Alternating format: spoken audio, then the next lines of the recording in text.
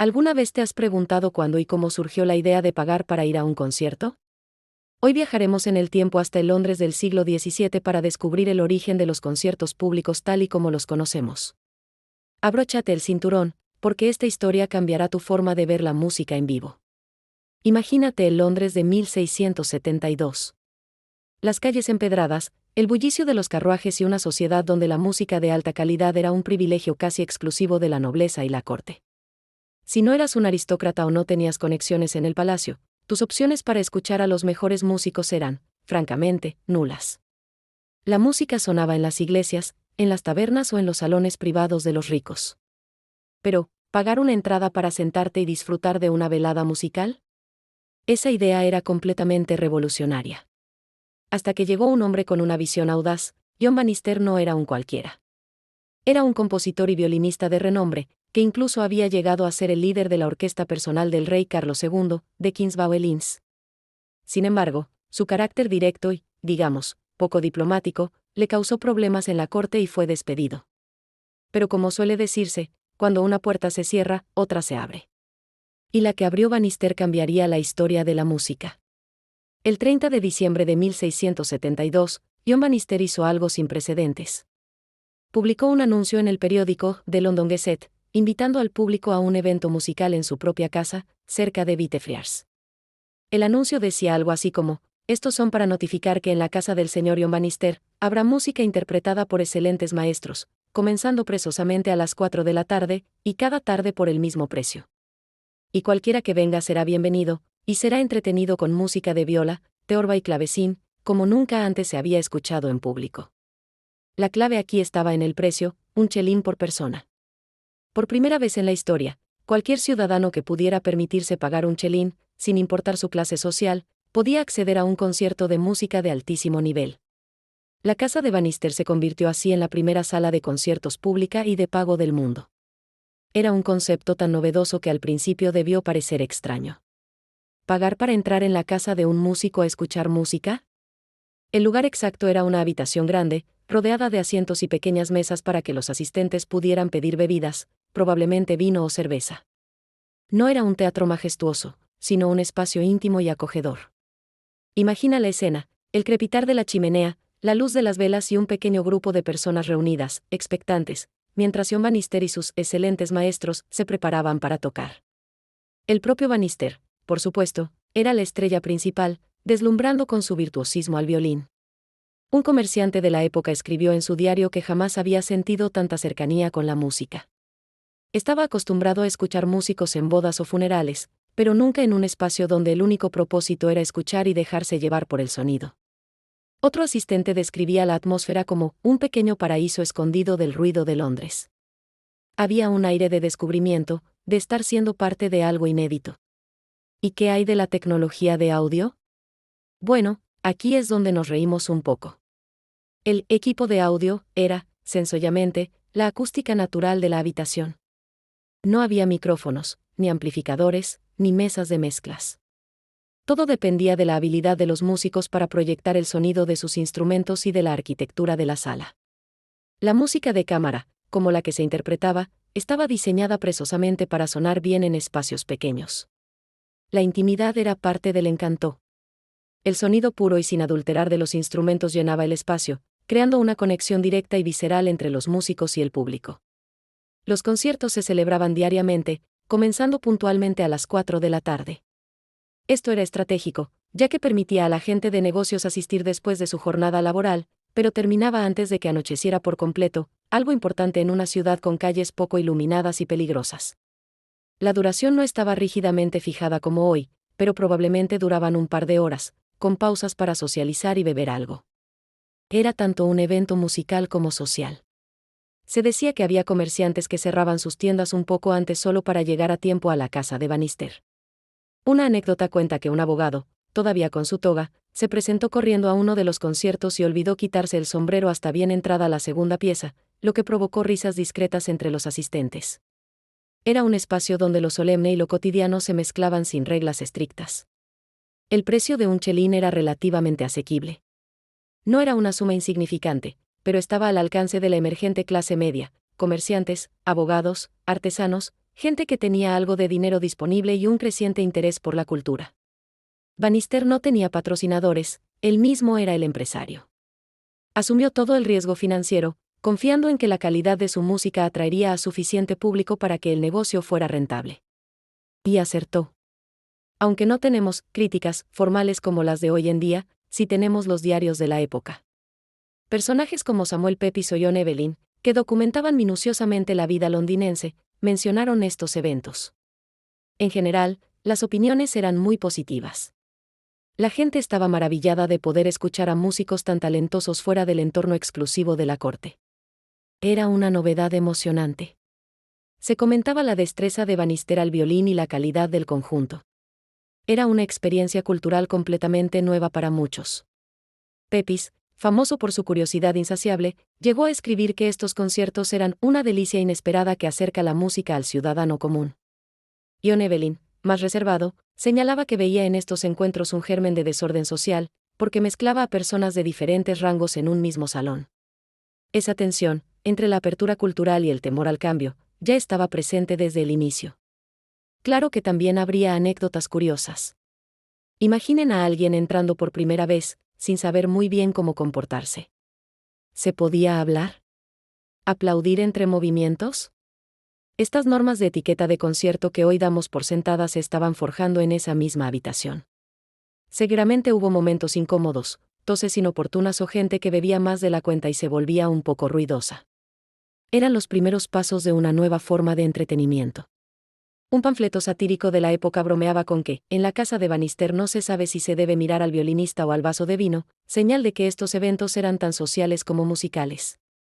Un asistente recordaba que, en un momento, Bannister tuvo que levantar la voz y pedir silencio, lo cual habría parecido impensable en la corte, pero allí, en su propia casa, era necesario. El éxito de Bannister fue tal que inspiró a otros a seguir su ejemplo. Pronto, comenzaron a surgir otras series de conciertos públicos por todo Londres, compitiendo por el favor del público. Esta competencia fue fantástica para la música, ya que impulsó a los músicos a ser cada vez mejores y a ofrecer programas más variados e interesantes. Lo que Bannister inició como una empresa arriesgada en su propia casa se convirtió en una institución cultural en toda regla. La prensa de entonces recogió el fenómeno. Algunas gacetas anunciaban con entusiasmo la proliferación de músicas públicas para el recreo del pueblo, mientras que otras criticaban el hecho de que se cobrara por lo que antes se disfrutaba en tabernas de manera gratuita. Ese debate, si la música debía ser un derecho común o un bien de mercado, empezó en ese momento y aún resuena en nuestras discusiones modernas sobre la cultura. Un detalle fascinante es que algunos cronistas de la época consideraban a Bannister un visionario no solo en lo musical, sino en lo empresarial. Fue uno de los primeros músicos en entender que su talento podía ser su propio negocio, sin depender de la corte ni de mecenas. Esta independencia artística inspiró a generaciones posteriores, desde Handel hasta los músicos de la actualidad. Sin él, quizás la evolución de la música en vivo hubiera sido muy diferente. Bannister demostró que existía un mercado para la música más allá de los mecenas aristocráticos. Democratizó el acceso a la cultura y sentó las bases del sistema de conciertos que disfrutamos hoy, desde los recitales de música clásica hasta los megafestivales de rock. Cada vez que compras una entrada para ver a tu artista favorito, estás participando en un legado que comenzó hace más de 350 años en una modesta casa de Londres, gracias a la visión y el talento de un violinista llamado John Bannister. Es fascinante pensar cómo una idea tan simple, cobrar una pequeña tarifa para escuchar buena música, pudo tener un impacto tan profundo y duradero. La próxima vez que estés en un concierto, cierra los ojos por un momento e imagina que estás en esa habitación de Londres en 1672, siendo testigo del nacimiento de una revolución. Lo más sorprendente es que ese pequeño experimento, casi doméstico, fue tomando fuerza como una bola de nieve. Con el paso de los años, Londres empezó a llenarse de espacios similares, desde tabernas hasta salones privados alquilados, donde músicos se reunían para repetir el modelo de Bannister. Y aunque muchos lo intentaron, pocos lograban reproducir la atmósfera única de aquel violinista que sabía combinar el virtuosismo con el carisma. Algunos asistentes posteriores recordaban que incluso cuando Bannister cometía un error con el arco, la gente lo celebraba con sonrisas y aplausos, como si el simple hecho de presenciar algo vivo y humano fuera un regalo en sí mismo. Los rumores sobre estos conciertos llegaron a oídos de figuras intelectuales de la época. Filósofos, escritores y predicadores comentaban el fenómeno. Algunos lo veían como un ejemplo de progreso social, una manera de que el pueblo aprendiera a refinar sus gustos. Otros, más conservadores, advertían que reunir a tanta gente diversa en un mismo espacio podía ser peligroso. Hubo sermones que alertaban de que estas reuniones eran una distracción que desviaba a la gente de la religión. Sin embargo, la música parecía más fuerte que cualquier crítica, y cada tarde las velas volvían a encenderse en la casa de Bannister. Un relato atribuido a un viajero francés cuenta que al asistir por primera vez al concierto quedó impactado no solo por la calidad de la música, sino por la convivencia. Decía que nunca había visto a un zapatero, un abogado y un comerciante compartiendo mesa y escuchando las mismas notas con igual atención. Para él, aquello era un espejo de una Inglaterra en transformación, donde la sociedad se movía poco a poco hacia una nueva movilidad social. Los cronistas también recogían escenas pintorescas. Se hablaba de niños que se colaban para escuchar desde las ventanas, de mujeres que acudían con abanicos y vestidos sencillos pero elegantes, de discusiones entre asistentes sobre si la música de violín superaba a la del clavecín. Cada concierto era un pequeño universo de debates, pasiones y emociones que trascendían el simple acto de escuchar. Con el tiempo, otros músicos comenzaron a organizar conciertos en espacios más grandes. Algunos alquilaban tabernas y adaptaban las salas, otros improvisaban en patios techados. El modelo se fue perfeccionando. Bannister había abierto la puerta, y tras él entró toda una generación de intérpretes que entendió que la música no debía ser un lujo reservado a reyes y nobles. Esa democratización se convirtió en semilla de una tradición que, con los siglos, daría lugar a los teatros de ópera, las sociedades filarmónicas y, mucho más adelante, a los grandes estadios donde hoy escuchamos a nuestras bandas favoritas. Curiosamente, la noticia del experimento de Bannister sobrevivió en diferentes formatos. Durante el siglo XIX, algunos historiadores de la música lo citaban como pionero.